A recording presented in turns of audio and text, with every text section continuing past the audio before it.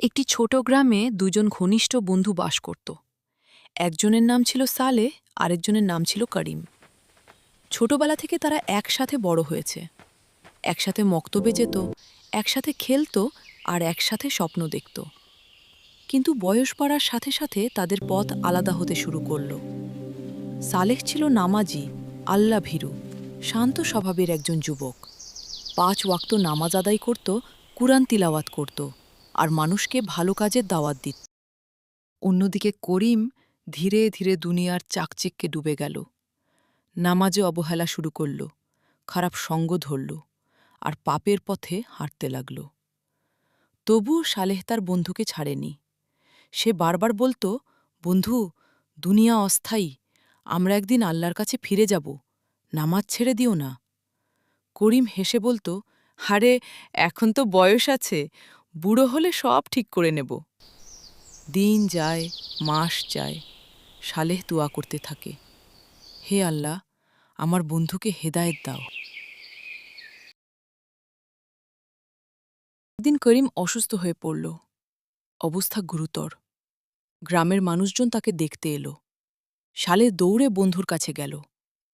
করিম তখন কাঁপা কণ্ঠে বলল, বন্ধু, আমি ভুল করেছি, আল্লাহ আমাকে মাফ করবেন তো?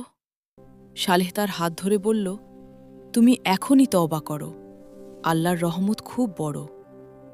রাসূলুল্লাহ সাল্লাল্লাহু আলাইহি ওয়াসাল্লাম বলেছেন, আল্লাহ বান্দার তওবায় অত্যন্ত আনন্দিত হন। সহিহ মুসলিম। করিম কাঁদতে কাঁদতে তওবা করল, কালিমা পড়ল, চোখ বুজে আল্লাহর কাছে ক্ষমা চাইল। কিছুক্ষণ পরেই সে ইন্তেকাল করল।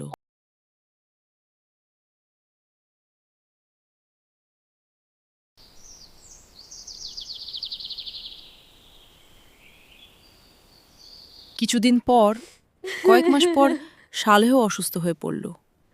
মৃত্যুর আগে সে বলল, হে আল্লাহ, আমাদের বন্ধুত্ব যেন তোমার জন্যই ছিল, আমাদের একসাথে জান্নাতে মিলিয়ে দিও। সেও ইন্তেকাল করল। আশ্চর্য ঘটনা, পরের দিন সকালে যখন লোকেরা কবরস্থানে গেল, তারা অবাক হয়ে দেখল 2 বন্ধুর কবর পাশাপাশি ছিল, কিন্তু মাটির রেখা যেন এক হয়ে গেছে, যেন আলাদা কোনো সীমারেখা নেই।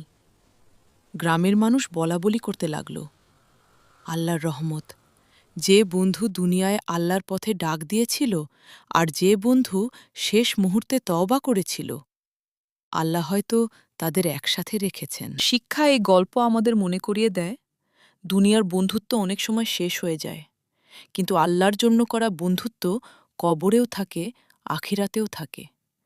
রাসূলুল্লাহ সাল্লাল্লাহু আলাইহি ওয়াসাল্লাম বলেছেন, কিয়ামতের দিন আল্লাহ বলবেন, যারা আমার সন্তুষ্টির জন্য একে অপরকে ভালোবাসত, তারা কোথায়?